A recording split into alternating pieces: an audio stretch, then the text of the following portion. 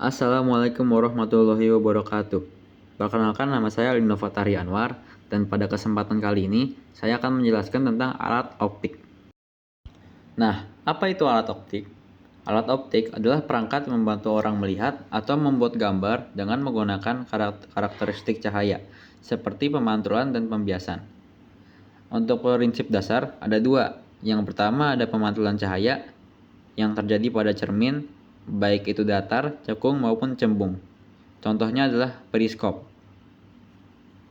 Lalu ada pembiasan cahaya. Nah, ini terjadi saat cahaya melewati medium berbeda, misalnya dari udara ke lensa. Kunci utama alat optik seperti kacamata, loupe, kamera, mikroskop, dan teleskop adalah menggunakan pembiasan cahaya. Untuk alat optik yang pertama yaitu mata. Nah, mata berfungsi sebagai indera penglihatan manusia.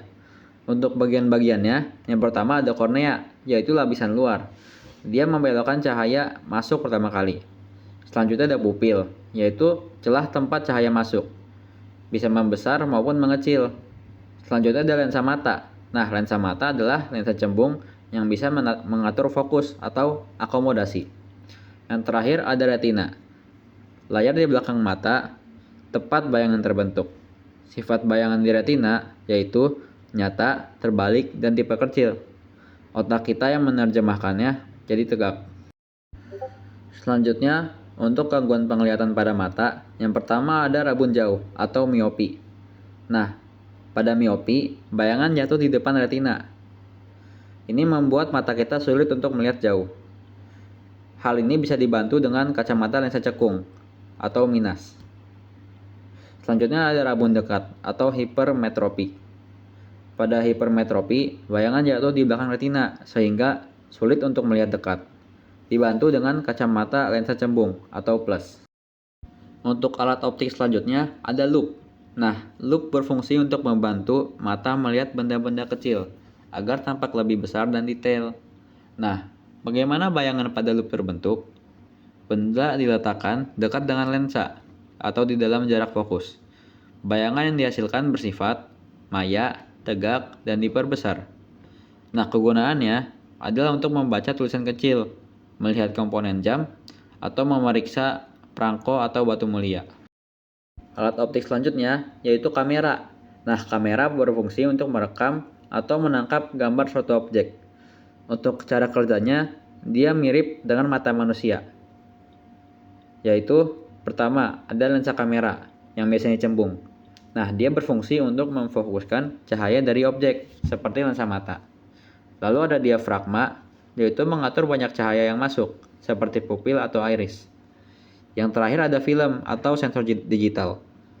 Ini adalah tempat bayangan terbentuk, seperti retina. Selanjutnya ada mikroskop. Mikroskop berfungsi untuk mengamati benda-benda yang sangat kecil yang tidak bisa dilihat mata telanjang, misalnya sel, bakteri, dan lain-lain. Untuk cara kerjanya, dia menggunakan dua lensa cembung atau plus. Ada lensa objektif yang dekat dengan objek, membentuk bayangan nyata, terbalik, dan diperbesar, yaitu pembesaran pertama. Selanjutnya ada lensa okuler, dekat dengan mata pengamat, berfungsi seperti loupe untuk memperbesar bayangan dari lensa objektif. Untuk alat optik yang terakhir, ada teleskop. Fungsinya adalah untuk mengamati benda-benda yang letaknya sangat jauh. Misalnya, bintang, planet, bulan, dan pemandangan jauh. Untuk jenis dasarnya ada dua, yaitu yang pertama ada teropong bias atau lensa. Menggunakan kombinasi lensa cembung, yaitu objektif dan okuler. Untuk contohnya, ialah teropong bintang sederhana. Yang kedua, ada teropong pantul atau cermin. Nah, dia menggunakan cermin cekung yang besar sebagai objektif untuk mengumpulkan cahaya. Lalu, kesimpulannya adalah alat optik membantu kita untuk melihat atau merekam gambar dengan menggunakan sifat cahaya, yaitu pemantulan dan pembiasan. Yang kedua, contoh alat optik ialah mata, kacamata, loupe, kamera, mikroskop, dan lain-lain. Dan yang terakhir, lensa dan cermin ialah komponen paling penting dalam alat-alat optik. Baik, sekian presentasi dari saya. Mohon maaf jika ada kekurangan. Dan semoga presentasi ini bermanfaat bagi kita semua. Wassalamualaikum warahmatullahi wabarakatuh.